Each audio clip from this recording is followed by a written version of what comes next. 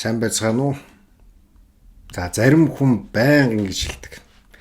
Миний гар хүл угаасаа хүйтэн. Өвлж биш байхад л даарцсан байдаг гэж. Зарим нь бүр оймс давхарлаач дулаацдаг.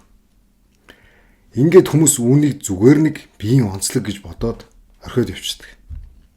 Гэхдээ энэ мэдрэмж зүгээр нэг даарсан хэрэг биш байж болдог. Хүний биеийн дулаан байх хэсгийг нь ганцхан хүйтэн дулаан цагаагаар ерөөс тодорхойлдог.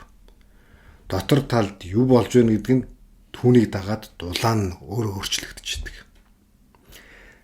Гар хүл хүйтэн байна гэдэг нь ихэнхдээ цус зах руугаа сайн хүрхгүй байгааг илтгэдэг.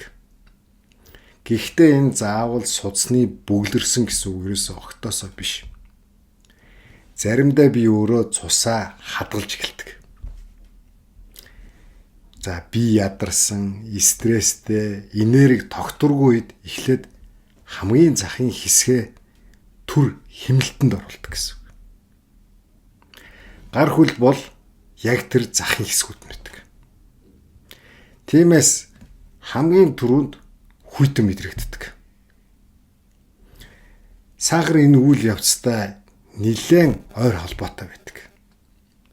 Сахар удаан хугацаанд савлж явсан үед би тогтвортой байж хизээж чаддаг.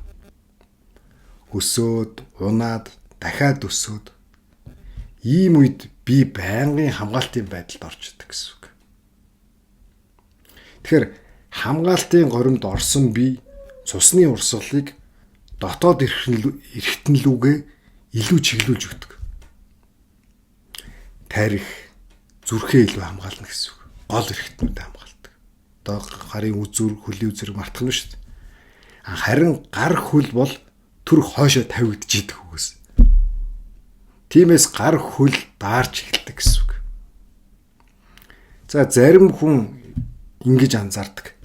Сахар савлах үед гар хөл бүр их даардаг. Энэ бол санамсаргүй ерөөсөө зүйл биш. Би дотоод тэнцвэргүй байх үед дулаан жигд тархаж чаддаг гэсэн үг. За мөн сахарын огцон уналтын үед адреналин ялгардаг. Тэр даавар яадаг вэ гэхээр суд загшаадаг, гар хөлийг хүйтэн болгодог. Тэгэхээр уналтын үед гар хөл хүйтэн хөлс гарах, чичрэх мэдрэмжийг давхар илрээддэг. За заримдаа гар хөл хүйтэн байх нь витамин, эрдэсийн дутагдал ч гэсэн холбоотой байдаг. За ялангуяа Б бүлгийн витаминууд. Дараа нь төмөр, магний. За эдгээр нь бүгд сахарын савлалттай хамт дутагдах хандлагатай болдог гэсэн үг. Гэхдээ энд нэг чухал зүйлийг хэлмээр байна.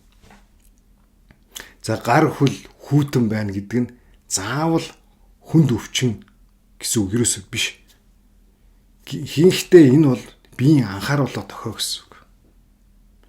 Би дотроо тайван биш байна гэсэн дохиог танд гар хөлний үзүр хүйтэн болгож мэдрүүлж байна гэсэн үг. Зарим хүн гар хөлн хүйт үед өөрийгөө болохгүй юм да. Би бол нэг жоохон сул доройлгүй юм байна гэж боддог. Яг үнэндээ бол би энэ ачаалаа дийлэхгүй байгаагийн ингэж илэрхийлж харуулж байгаа гэсэн үг. Сахартай холбоотой өөрчлөлтүүд нь ихэвчлэн чимээгүй ирдэг. Өвдөхгүй, хүчтэй зөөврөхгүй, зүгээр л даарчна. Ядархан нэмэгдээд л гар хөл нь хүүтэй орхиол. Ийм жижиг тохиогоор л мэдрэгдээд идэг. Тэгэхээр зарим тохиог үл тоохын оронд анзаархад л хангалттай байдаг гэсэн үг. Айх ерөөсөө шаардлага байхгүй. Би айх гэж биш, хамгаалах гэж тохиогддог гэсэн үг юм. Тэгэхээр энэ бичлэгээр ямар нэгэн зүйлийг бол ерөөсөө заах гээгүй. Зөвхөн нэг зүйлийг хамтдаа ойлгохыг хүсэж энэ бичлэгийг хийсэн гэсэн үг. Хэрвээ гар хөл чинь байнга хүйтэн байдаг бол энэ ерөөсөө чиний сул дорой биетэй байхтай холбоотой биш байж магадгүй. Чиний бие зүгээр л дотоод тэнцвэрээ алдсан гэсэн үг. Тэгэхээр сахар бол ерөөсөө тоо биш. Тэр бол биеийн илгээж байгаа дохио байдаг.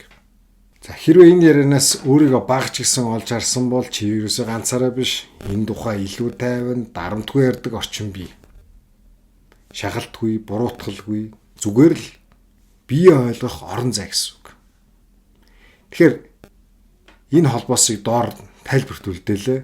За энэ бичлэг энэ түргээд өндөрлөе. Сахар бол тоо биш, биеийн дохио.